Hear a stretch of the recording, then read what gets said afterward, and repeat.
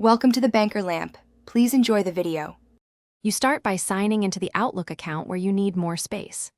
Open Settings and go directly to Storage. Note the exact MB or GB used so you can measure progress. Once done, export any local PSD or OSD files as a backup to an external drive. This protects your mail while you free space. Also, close heavy applications that might lock files. This prevents sync conflicts. You're now ready to run the first cleanup actions and change retention behavior.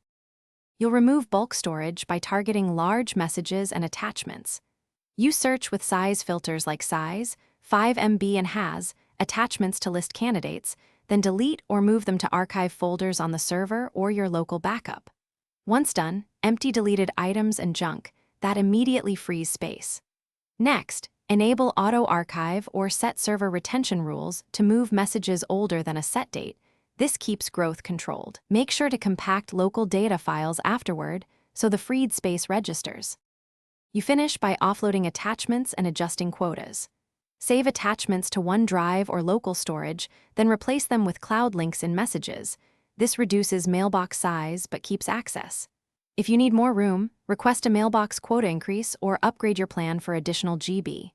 Once changes apply, compact your PSD or OSD file and clear the Outlook cache to reflect free space.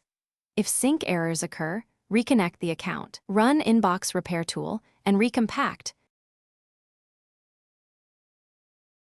Thanks for watching. If this was helpful, leave a like and consider subscribing. See you next time.